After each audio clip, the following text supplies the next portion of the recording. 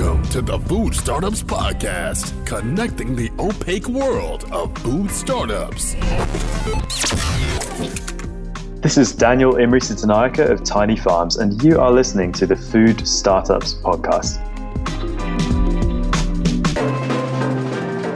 Before embarking on her career in natural foods, she completed a degree in business from the University of Southern California, USC, and spent several years working in the well-heeled world of event marketing and PR in Hollywood. Having built Cherryvale Farms in the San Francisco Bay Area, she relocated to LA in spring of 2015, so less than a year ago, where she currently leads the operations and marketing of the company with a commitment to making delicious, healthy foods accessible to all. Lindsey Rosenberg, how's it going?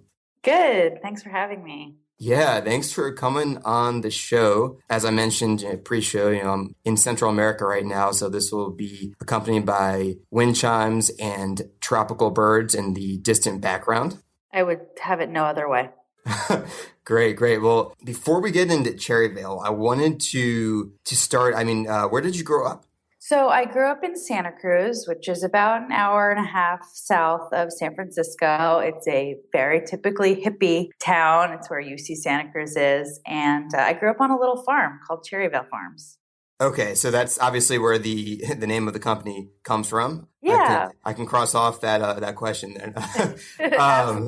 We always grew lots of fantastic produce on our farm. It's a mini farm. We don't like to call it like a full-scale farm, but it's the heart of the whole Green Valley along the Central Coast, northern Central Coast. And we had lots of old fruit trees, and every year we had this amazing, series of gardens with lots of great organic produce. And that was really, my idyllic childhood growing up on this little farm that was only 2 miles from the beach. So it was a great place to grow up. Wow, that's awesome. I'm trying to picture it now. What were you guys growing? We grew a lot of apples and peaches, apricots, and then annually we would do things like lettuces, carrots, and radishes. Wow. And is the farm still active? It's kind of dormant.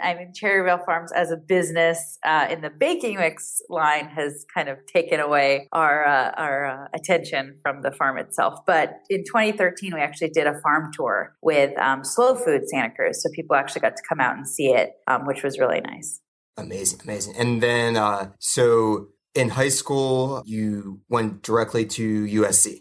Yeah, I always knew I wanted to be in business somehow. I'm from a very entrepreneurial family. In fact, we like to make a joke that no one in our family works because they all have their own businesses. So I was raised by my father, who's very entrepreneurial, who's always had several companies in advertising and tech, and my mom, who's been a fine artist and self-employed, since I can remember. So I was always kind of instilled with that spirit of doing it yourself and finding a niche and being the best at it. And so I went to USC. At the time, I was actually interested in fashion. So I pursued a business degree at USC and with a focus in entrepreneurship while working in the fashion industry. And then after USC, I had been interning, and then I started working in marketing and PR on the fashion side.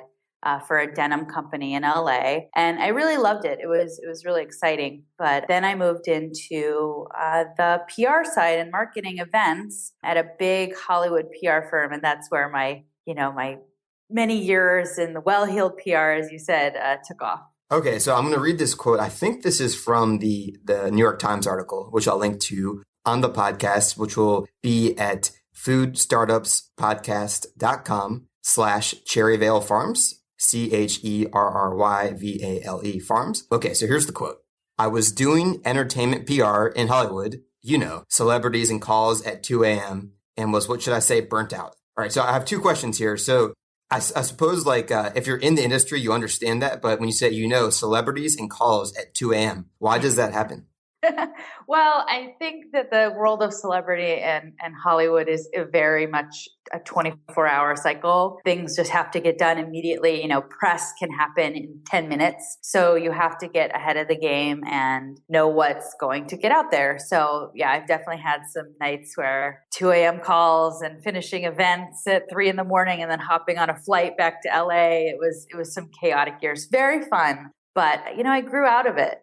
Wow. So I'm thinking you're representing either talent or like a network, right? Or an artist. And you have to make sure that either like, maybe something's not going to be said about an artist or they're going to be positioned in a certain way? Like, what are the types of things you're talking about? Yeah, it was definitely about positioning. So on the event side, I used to host and produce a lot of red carpet events. So we'd bring in celebrities to talk about a product we were working on. I worked with companies like Samsung Mobile, T-Mobile, as well as like Jordan Brand. And so, when you're doing a shoe launch for Michael Jordan, there's certain things that need to be done when you're on site. You need to make sure the right cast of characters shows up. The right PR is getting out from the event. The right media is getting into the event. And so it was, a chaotic world. I definitely had some nights where I threw a party like for Chris Paul for the CP3 show in New Orleans. And, we finished the party at like 3 a.m. and had to get on a plane an hour later to go home and make sure everything was,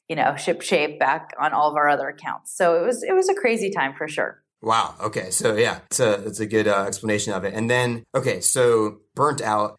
Was there a moment, did you have like a moment where you said, no mas, no more. Like, I can't do it anymore. Yeah, I think I had like 10 moments. Okay. In like 2010, I'd been doing that for a couple years. And I just, working with celebrities, it's really exciting and fun, but it's not very soul fulfilling. And so I just got to the point where I'm like, why am I doing this? Why am I giving celebrities free stuff or making sure that this, press piece gets into so-and-so blog? Like, it just didn't feel good anymore. And it lost all of the luster. So the story of where my career really shifted starts in Thanksgiving of 2010. I was home in Santa Cruz at my parents' house celebrating. And my dad, out of nowhere, kind of came up with this idea of everything but which is the name of all of our products. They're like everything but the bananas banana bread mix. And I just loved it. I attached to it immediately. As a marketing person, I kind of felt like I could just see it on the shelf. And it spoke to me. And so no less than 2 weeks later, I was back in LA and I quit my job with, no plan really. It was just like, all right, I have a great product idea. Let's do it. So I left my job and then I spent most of 2011 getting the product prototypes started. I developed all the recipes. My father and I did all the packaging together. And by September of 2011, we had a product ready to sell into local natural food stores. Wow. So what's really interesting to me is you mentioned 2 weeks, because a lot of people have these ideas, but it takes them 2 years. You I don't know, like Thanksgiving, I don't know, like the turkey or something, you were just like, I'm doing it. It's so true. I'm a pretty sporadic person and it just felt right. And I had a boyfriend that was really supportive and I was able to, pursue this dream. And I really jumped in head first. I wasn't really thinking about like how long it would take to earn a profit, how to really get into natural grocery stores. But luckily, that was, December when I just left my job. And January is the annual Fancy Food Show in San Francisco, which I was actually just at earlier this week. And they have classes that you can learn about how to launch a product. So I jumped right in and flew back to San Francisco and took some classes and just started figuring it out. Wow. Okay. So I guess two questions here. So I was at Fancy Foods New York last year and I go to like Expo East. We all go to like the trade show circuit. I've never gone to those workshops and I always thought they were kind of just like part of, what should I say? They're kind of just part of what they think they should be offering. But you got some value out of this workshop at the San Francisco Fancy Food Show. I did. And I felt it was a great networking event. I definitely met a lot of people that have helped me along the way. And I think that when you get into a new industry, especially in the natural foods industry, the most important thing to do is surround yourself with people that have already been doing it and to ask a lot of questions and take advice from wherever you can. And that's what I did.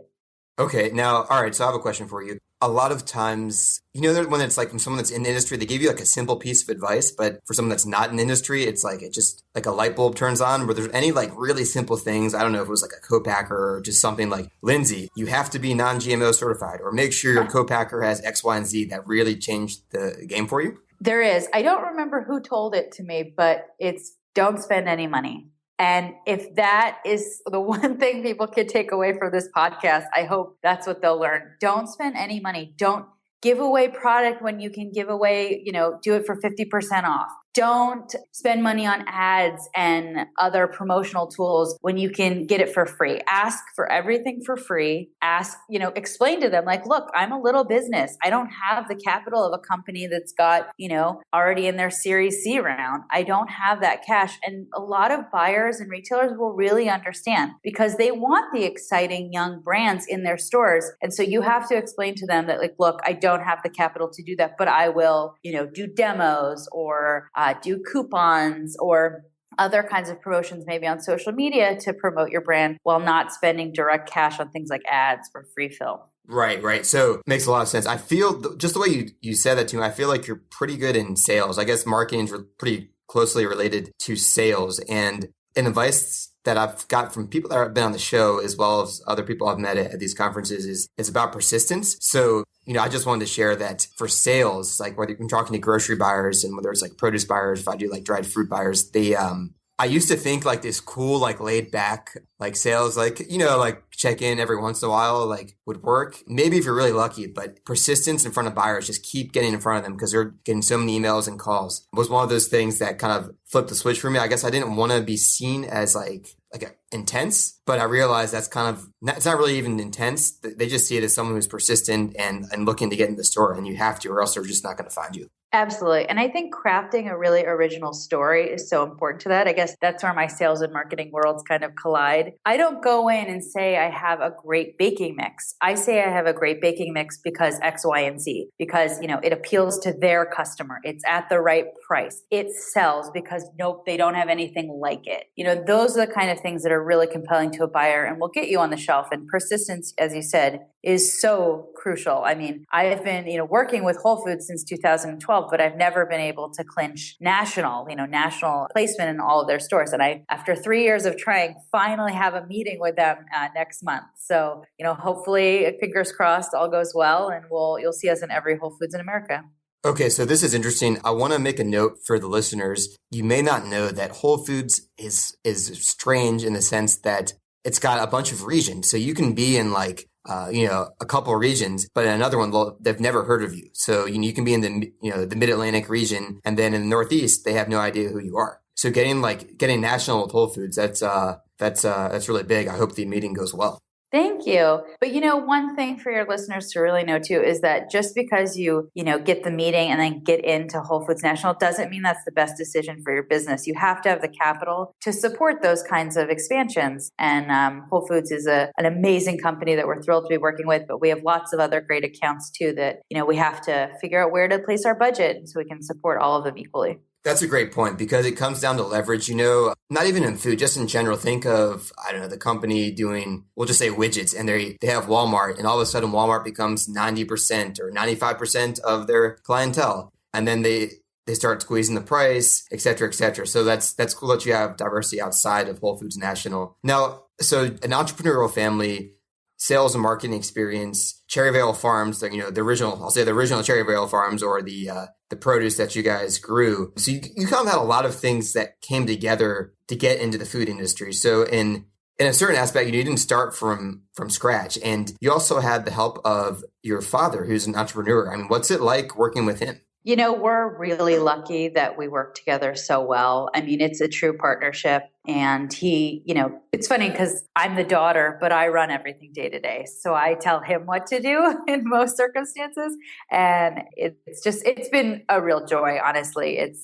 There's no one I can trust more than family. And that makes a big difference on how we operate our business. And, we're all in. We're, as I'm sure we'll talk about later in the podcast, we're totally self-funded. And that, can put a lot of pressure on a family to put your own revenue or your own income into a business like this. And we're just really lucky that we have each other's full support and the support of our entire family. So that's interesting because self-funded, there's a lot of pressure, right? Because you're using your own resources. On the other hand, if you get outside investment, there's going to be pressure from the people that give you the money. So it's I don't know if it's mindset, but you have to find a way to escape that pressure that comes on. Now, how many stores are you guys in today? We're at about 1,400 stores today.